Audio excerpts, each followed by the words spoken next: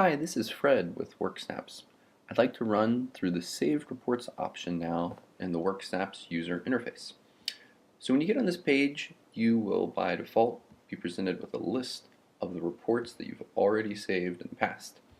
I, as you can see, only have one report saved so far.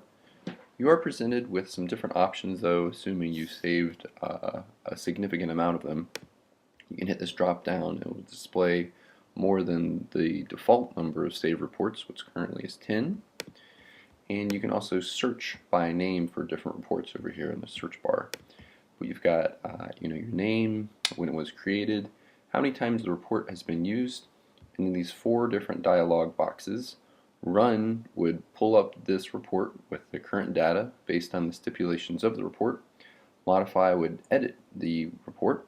Clone would be if I wanted to essentially kind of copy and paste the report. It's good if you want to create similar reports to the existing one, and then delete just to remove it.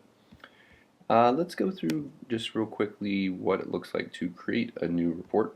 Very similar to the quick report dialog box, but you'll select your time. Let's go in here and either one project or multiple different projects, and then any of the specific users that you want to report against. I'll just say empty and leave it for all users. Your time zone that you want the report relative to, so I'm in GMT -5, so I want it relative to my time zone. Display options, you can either just display the time worked, or you can also do the time and the amount. And the amount would get into, for instance, like the rate of the users that are in that project, essentially kind of creating almost like an invoice where you'll be able to see the total amount in that report.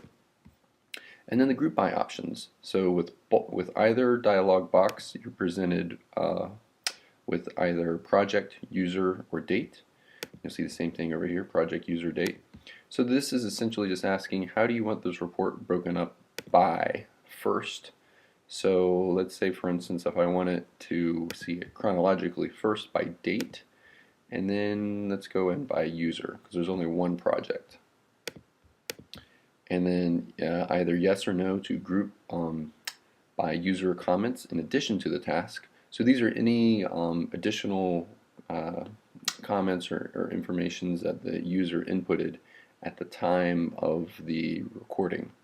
There's another little dialog box as the user is in recording time within Worksnaps. So then you can save this, and I'll say all about the pipes. Well, I've already got a last month dialog, so I'll go last month then, something like that, and then submit. Looks like there's already one with that name. Let's not do that then. Let's do last week. There we go. And there we go. So here's the report I just generated. And if I want to run it, just click run. And there you go. This is the information worked for this project name right here. And then the time frame is last week, all users. And you'll see it has presented this information exactly as I requested it. And as with all reports, you always have this option to print here.